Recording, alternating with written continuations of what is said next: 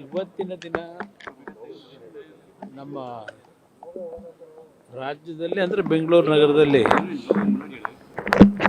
CMTIನ ಒಂದು ಸಂಸ್ಥೆ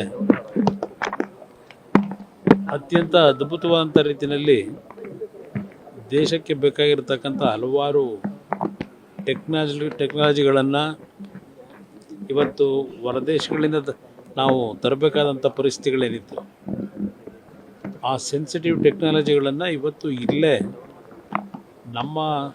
ಇಲ್ಲಿರ್ತಕ್ಕಂಥ ನಮ್ಮ ವಿಜ್ಞಾನಿಗಳು, ಹಲವಾರು ಆ ವಿಜ್ಞಾನಿಗಳ ಜೊತೆ ಕೆಲಸ ಮಾಡ್ತಕ್ಕಂಥ ಸಿಬ್ಬಂದಿ ವರ್ಗ ಅತ್ಯಂತ ಯಶಸ್ವಿಯಾಗಿ ಚಂದ್ರಯಾನಗೆ ಬೇಕಾದಂಥ ಎಕ್ವಿಪ್ಮೆಂಟ್ಗಳಿರ್ಬೋದು, ಡಿಫೆನ್ಸ್ಗೆ ಮತ್ತು ಆಟೋಮೊಬೈಲ್ ಇಂಡಸ್ಟ್ರಿಗಳಿಗೆ ಇವತ್ತು ಹಲವಾರು ರೀತಿಯ ಸೆನ್ಸಿಟಿವ್ ಮೆಟೀರಿಯಲ್ಗಳನ್ನು ನಾವೇನು ಇಂಪೋರ್ಟ್ ಮಾಡ್ಕೋತಾ ಇದ್ದೀವಿ, ಅದನ್ನು ಆತ್ಮನಿರ್ಭರ್ನ ಕಾರ್ಯಕ್ರಮದ ಅಡಿಯಲ್ಲಿ CMTI ಮುಖಾಂತರ ನಮ್ಮ ರಾಜ್ಯದಲ್ಲೇ ನಮ್ಮ ದೇಶದಲ್ಲೇ ಎಲ್ಲರಿಗೂ ಆ ಟೆಕ್ನಾಲಜಿಗಳು ದೊರಕಬೇಕು ಅಂತಕ್ಕಂಥದ್ದಕ್ಕೆ ಹಲವಾರು ರೀತಿಯಲ್ಲಿ ಇಲ್ಲಿ ಇವತ್ತು ಏನು ಇನ್ವೆಷನ್ ಮಾಡ್ತಾ ಇದ್ದಾರೆ.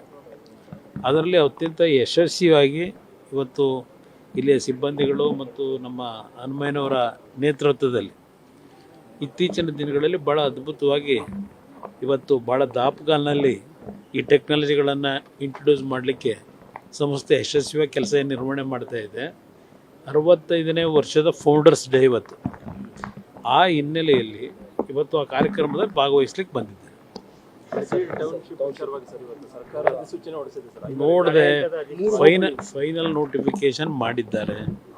ಇವತ್ತಿನವರೆಗೆ ಆ ಒಂದು ರೈತರ ನೋವು ಕಳೆದ ಸುಮಾರು 450-470 ದಿನಗಳಿಂದ ನಿರಂತರವಾಗಿ ಅಲ್ಲಿಯ ರೈತರು ಏನು ಪ್ರತಿಭಟನೆ ಮಾಡ್ತಾ ಇದ್ದಾರೆ, ಅಲ್ಲಿ ಅತ್ಯಂತ ಯಶಸ್ವಿಯಾಗಿ ಕೃಷಿ ಕೆಲಸಗಳು ನಡೀತಾ ಇದೆ. ತೆಂಗಿನ ತೋಟ, ಅಡಿಕೆ ತೋಟಗಳು, ರೇಷ್ಮೆ ಬೆಳೆ ಬೆಳೆಯತಕ್ಕಂಥದ್ದು, ಎಲ್ಲ ರೀತಿಯ ಒಂದು ಹೈನುಗಾರಿಕೆಯಲ್ಲಿ ಈಗ ತಿಂಗಳಿಗೆ 6 ಲಕ್ಷ ಲೀಟ್ರೇನೋ ಹಾಲನ್ನು ಹಾಕ್ತಾ ಇದ್ದೀವಿ ಅಂತಾರೆ. ಅಂಥ ಸ್ಥಳದಲ್ಲಿ ಇವತ್ತು ಅವ್ರನ್ನೆಲ್ಲ ಒಕ್ಲೆಬ್ಬಿಸ್ತಕ್ಕಂಥ ಕೆಲಸ ಮಾಡ್ತಾ ಇರತಕ್ಕಂಥ ಪ್ರತಿಭಟನೆ ಏನಿದೆ, ಸರ್ಕಾರ ಹಲವಾರು ರೀತಿಯಲ್ಲಿ ಅಲ್ಲಿ ಪ್ರತಿಭಟನೆ ಮಾಡ್ತಾ ಇರತಕ್ಕಂಥವರು ಮತ್ತು ಬೆಂಬಲ ಕೊಡಲಿಕ್ಕೆ ಹೋದವರಿಗೆ ಪೊಲೀಸ್ ಇಲಾಖೆ ವತಿಯಿಂದ FIRಗಳನ್ನು ಹಾಕಿ ತೊಂದರೆ ಕೊಡ್ತಾ ಇರ್ತಕ್ಕಂಥದ್ದು. ನಾನು ಈಗಿನ ಗೃಹ ಸಚಿವರು ಹೊಸದಾಗಿ ಬಂದಿದ್ದಾರೆ, ಈಗ ಅವರ ಹೇಳಿಕೆನೂ ನಾನು ಗಮನಿಸಿದ್ದೇನೆ ದೆಹಲಿಯಲ್ಲಿದ್ದಾಗಲೇ. ಅವರು ಯಾವುದು FIRಗಳನ್ನೇ ಹಾಕಿಲ್ಲ ಅಂತ ಹೇಳಿದ್ರೆ ಇವತ್ತು FIR ಹಾಕಿದ್ರೆ ತೆಗೆಸ್ತೀವಿ ಅಂತ ಹೇಳ್ತಾರೆ.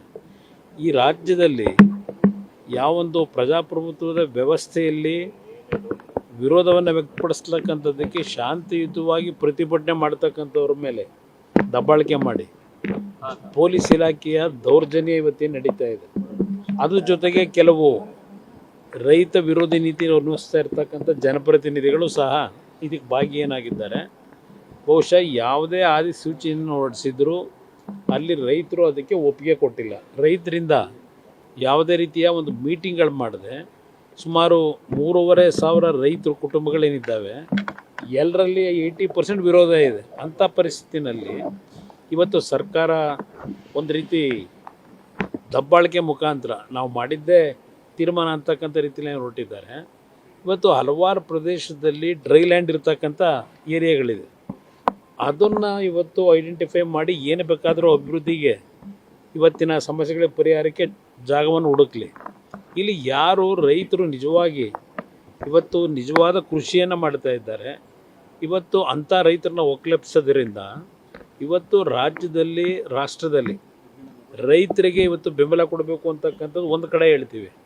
ಇವತ್ತು ಆಹಾರ ಉತ್ಪಾದನೆ ಇರ್ಬೋದು ಮತ್ತು ಬೇರೆ ಬೇರೆ ದೇಶಗಳಿಗೆ ರಫ್ತು ಮಾಡ್ತಕ್ಕಂಥ ರೀತಿಯ ಒಂದು ತೋಟಗಾರಿಕೆ ಒಂದು ಕೃಷಿ ಕೆಲಸವನ್ನು ನಿರ್ವಹಣೆ ಏನು ಮಾಡ್ತಾ ಇದ್ದಾರೆ, ಆ ಭಾಗದಲ್ಲಿ ಜನ ಇವತ್ತು ಈ ಕೃಷಿಯಿಂದ ಉತ್ತಮವಂತ ಬದುಕನ್ನು ಇವತ್ತು ಅವ್ರು ಕಾಣ್ತಾ ಇದ್ದಾರೆ. ಅಂಥ ಭಾಗದಲ್ಲಿ ಇವತ್ತು ನಾನು ಮಾಡಲೇಬೇಕು ಅಂತ ಹೇಳಿ ಏನು ಹೊರಟಿದ್ದಾರೆ. ಅವತ್ತು ನಾನೇನು 2006ನೇ ಇಸ್ವಿನಲ್ಲಿ 5 ಟೌನ್ಶಿಪ್ಗಳನ್ನು ಮಾಡಬೇಕು ಅಂತಕ್ಕಂಥದ್ದು ನಿರ್ಧಾರ ಮಾಡಿದ್ದು ನಾನೇ. ಯಾತಕ್ಕೆ ಮಾಡಿದೆ? ಬೆಂಗಳೂರು ನಗರದಲ್ಲಿ ಯಾವೊಂದು ಜನಸಂಖ್ಯೆಯ ಒತ್ತಡ, ಬೆಂಗಳೂರು ಒಂದು ಸ್ಯಾಚುರೇಟೆಡ್ ಪಾಯಿಂಟ್ಗೆ ನಾವು ಡೆವಲಪ್ಮೆಂಟಲ್ಲಿ ನಾವು ರೀಚ್ ಆಗಿದ್ದೇವೆ. ಅದರಿಂದ ಬೆಂಗಳೂರಿನ 30 ಕಿಲೋಮೀಟರ್ ವ್ಯಾಪ್ತಿಯ ಹೊರಗೆ 5 ಟೌನ್ಶಿಪ್ಗಳನ್ನು ಮಾಡಬೇಕು ಅಂತಕ್ಕಂಥದ್ದು ಮಾಡಲಿಕ್ಕೆ ಹೊರಟಾಗ ಇದೇ ಕಾಂಗ್ರೆಸ್ಸು ವಿರೋಧ ಮಾಡಿದ್ರು. ಸತ್ಯಶೋಧನಾ ಸಮಿತಿ ಅಂತ ಮಾಡಿ ಅವತ್ತು ವಿರೋಧ ವ್ಯಕ್ತಪಡಿಸಿದಂಥದ್ದೇನಿದೆ ಅದರ ಹಿನ್ನೆಲೆ ಮತ್ತು ಅಲ್ಲಿಯ ಜನತೆಯ ಭಾವನೆಗಳಿಗೆ ಸ್ಪಂದಿಸಿ ಆ ಒಂದು ಯೋಜನೆ ಮಾಡತಕ್ಕಂಥದ್ದನ್ನು ಸ್ಥಗಿತಗೊಳಿಸಿದ್ದು. ಈಗಿನ ಸರ್ಕಾರದಲ್ಲಿ ಏನು ಬೆಂಗಳೂರು ದಕ್ಷಿಣ ಅಂತಕ್ಕಂಥ ಒಂದು ವ್ಯಾಪ್ತಿಯನ್ನು ಇವತ್ತೇನು ವಿಸ್ತರಣೆ ಮಾಡಿ ಈ ರೀತಿಯ ಜನವಿರೋಧಿ ನೀತಿಯನ್ನು ಮಾಡಲಿಕ್ಕೆ ಹೊರಟಿದ್ದಾರೆ.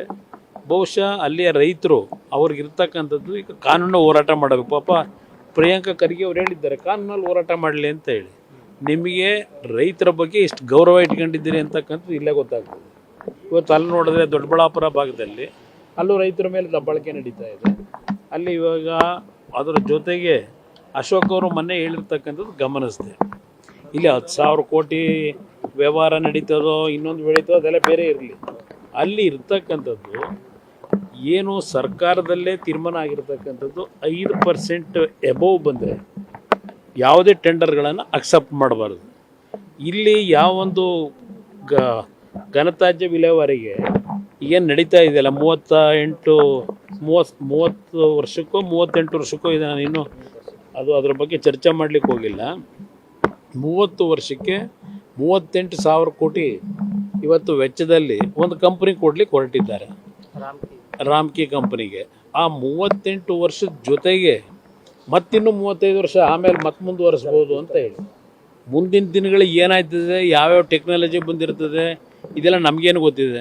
ಹಲವಾರು ರೀತಿಯ ಟೆಕ್ನಾಲಜಿಗಳು ಇವತ್ತು ಬರ್ತಾ ಇದೆ. ಇವತ್ತು 38 ವರ್ಷಕ್ಕೆ ಕೊಡ್ತಕ್ಕಂಥ ಅವಶ್ಯಕತೆ ಏನಿದೆ?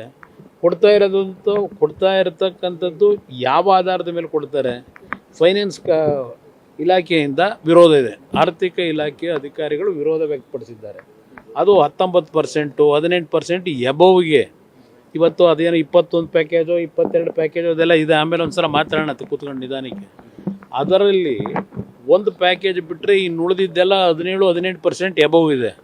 ಅದರ ವಿರುದ್ಧ ನಾವು ತಕರಾರೆಲ್ಲ ತೆಗೆದಿರೋದು ವಿರೋಧ ಪಕ್ಷಗಳು, ನಿಮ್ಮ ಇಲಾಖೆಯ ಅಧಿಕಾರಿಗಳು ಇವತ್ತು ತಕರಾರು ತೆಗೆದಿರ್ತಕ್ಕಂಥದ್ದು, ವಿರೋಧ ವ್ಯಕ್ತಪಡಿಸಿರ್ತಕ್ಕಂಥದ್ದು ಅಲ್ಲೇನೆ. ಇದೇನೋ ಕಮಿಟಿಯನ್ನು ಮಾಡ್ಕೊಂಡ್ರಲ್ಲ, ಆ ಕಮಿಟಿ ವರದಿ ಏನು ಕೊಟ್ಟರೋ ಗೊತ್ತಿಲ್ಲ. ಆ ಕಮಿಟಿ ಇವರೇನು ಹೇಳ್ತಾರಲ್ಲ ಅದು ಕೆಬ್ಬಟ್ಟೋಗ್ತಾರೆ ಈಗಿನ ಕಮಿಟಿ. ಏಕೆಂದರೆ ಎಲ್ಲರಿಗೂ ಬುಲ್ಡೋಸ್ ಮಾಡ್ತಕ್ಕಂಥ ವ್ಯಕ್ತಿ. ಅದರಿಂದ ಇದು ದೊಡ್ಡ ಒಂದು ಅನಾಹುತ ಬೆಂಗಳೂರು ನಗರದ ನಾಗರಿಕರ ಮೇಲೆ ಹೊರೆ ಆಗ್ತಕ್ಕಂಥದ್ದು ಇದೆ. ಅದರಲ್ಲಿ ಯಾವ ಸಂಶಯ ಇಲ್ಲ.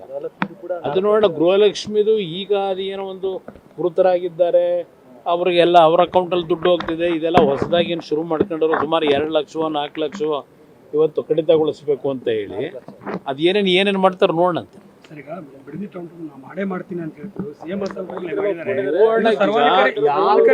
ಬರಕ್ಕೆ ಹೇಳಿ ಜೊತೆಲಿ ಹೋಗೋಣ. ಅಲ್ಲ, ಒಂದು ನಿಮಿಷ ಮುಖ್ಯಮಂತ್ರಿಗಳಿಗೆ ಆಹ್ವಾನ ಕೊಡೋಣಂತೆ, ಹೋಗೋಣಂತಲ್ಲಿ ಜನಗಳ ಹಳ್ಳಿಗಳಿಗೆ ಹೋಗೋಣ. 8 ಹಳ್ಳಿ ಇವ್ರು ಮಾಡಿದಾರಲ್ಲ, ಹೋಗೋಣಂತೆ ಹಳ್ಳಿಗಳಿಗೆ. ಹಳ್ಳಿಲಿ ಜನ ಎಷ್ಟು ಜನ ಅದಕ್ಕೆ ಒಪ್ಪಿಗೆ ಕೊಟ್ಟಿದ್ದಾರೆ? ಎದುರುಗಡೆ ಚರ್ಚೆ ಆಗಲಿ, ಪ್ರತ್ಯಕ್ಷವಾಗಿ ಚರ್ಚೆ ಮಾಡೋಕ್ಕೆ ತಯಾರಾಗಿದ್ದಾರೆ, ಜನವೇ ತಯಾರಾಗಿದ್ದಾರೆ. ನಾನು ಹೋಗ್ಬೇಕಾಗಿಲ್ಲ, ನೀವು ಹಳ್ಳಿ ಹೋಗಿ ಬಂದ್ರಪ್ಪ ಗೊತ್ತಾಗುತ್ತೆ. ಇವತ್ತು ಯಾವ ಶಾಸಕರ ಹೆಸರು ಹೇಳ್ತೀರಿ, ಅಲ್ಲಿ ಜನ ಓಡಿಸಾಡಿದ್ದು ಗೊತ್ತಿಲ್ವಾ? ಅಲ್ಲಿ ಹೋದಾಗ ಅಲ್ಲಿಂದ ಅವ್ರಿಗೆ ಓಡಿಸ್ಕೊಂಡು ಹೋದಂಥದ್ದು ಪ್ರಕರಣ ನಡೀತಲ್ಲ, ಶಾಸಕರನ್ನ ಕದ್ದು ಹೋದ್ರಲ್ಲ, ಅವ್ರಿಗೆ ಎಲ್ಲ ನಡೆದಿರತಕ್ಕಂಥ ಒಂದು ಘಟನೆಗಳಲ್ಲಿ. ಅದರಿಂದ ಇಲ್ಲಿ ಪ್ರಶ್ನೆ ಸರ್ಕಾರ ನಿಜಕ್ಕೂ ಆ ಕಾರ್ಯಕ್ರಮಕ್ಕೆ ಅನುಷ್ಠಾನಕ್ಕೆ ತರಬೇಕು ಅಂತ. ಈಗ ಚನ್ನರಾಯಪಟ್ಟಣ ಇಲ್ಲಿ ನಮ್ಮ ದೇವನಹಳ್ಳಿ ಹೋಬಳಿನಲ್ಲಿ ಒಂದು 2-3 ವರ್ಷ ನಡೆಸಿದ್ರು. ಈಗ ಅದನ್ನು ಕ್ಯಾನ್ಸಲ್ ಮಾಡ್ಕೊಂಡ್ರು. ಈಗ ಅದರಿಂದ ಯಾವುದೇ ಒಂದು ಯೋಜನೆ ನೀವು ತರೋದಾದರೆ ರೈತರುಗಳನ್ನು ಕನ್ವಿನ್ಸ್ ಮಾಡಬೇಕು. ನೀವು ರೈತರ ಮೇಲೆ ದಬ್ಬಾಳಿಕೆ ಮಾಡಿ ಅದನ್ನು ನಾವು ಮಾಡ್ತೀವಿ ಅಂತಕ್ಕಂಥದ್ದು ಇದೆಯಲ್ಲ, ಅದು ಎಲ್ಲ ಒಂದು ಕಡೆ ನೆಗೆಟಿವ್ ಹೊಡಿತದೆ ಅಂತಕ್ಕಂಥದ್ದು ಕಾಯ್ದು ನೋಡಿ.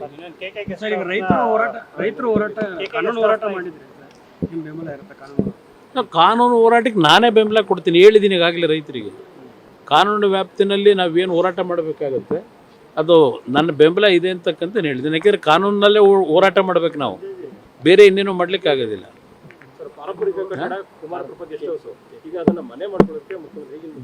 ಈಗ ಅದನ್ನು ಮನೆ ಮಾಡ್ಕೊಳ್ಳೋದಿರಲಿ, ನನಗೆ ಡೌಟು ಏನಾದರೂ ಈಗೇನೋ ಹೇಳ್ತಾವ್ರಲ್ಲ ಮುಂದಿನ 8 ವರ್ಷ ನಾನೇ ಇರ್ತೀನಿ, ಮುಂದಿನ 5 ವರ್ಷ ಅಂತ ಹೇಳಿ. ಆ ಮುಂದಿನ 5 ವರ್ಷವೂ ಇವ್ರು ಏನಾದರೂ ಮುಂದುವರೆದು ಬಿಟ್ರೆ ವಿಧಾನಸೌಧ ಏನು ಮಾಡ್ತಾರೆ ಅಂತ ನನಗೆ ಗಾಬರಿ ಆಗಿದೆ.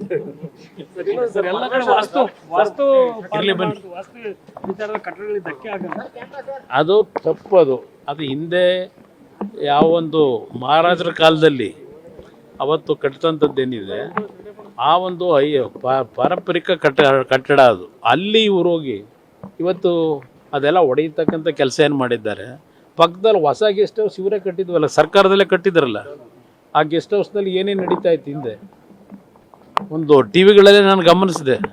ಆ ಗೆಸ್ಟ್ ಹೌಸ್ ಕಟ್ಟಿ ನೂರಾರು ಕೋಟಿ ಖರ್ಚು ಮಾಡಿ ಅಲ್ಲಿ ನಡೀತಾ ಇದ್ದಂಥ ದಾಂಧೆ ನಡೀತಿತ್ತಲ್ಲ, ಹಲವಾರು ರೀತಿ ಒಂದು ಕೆಟ್ಟ ಒಂದು ದಂಧೆಗಳು, ಅದು ಎಲ್ಲ ಹೊರಗಡೆ ನೀವೇ ಪ್ರಚಾರ ಮಾಡಿದ್ರಿ ಹಿಂದಿನ ಸರ್ಕಾರದಲ್ಲಿ. ಅದರಿಂದ ಇವತ್ತು ಅಂಥ ಒಂದು ಕಟ್ಟಡಗಳಲ್ಲಿ ಬೇಕಾದಷ್ಟಿದ್ದಾವೆ.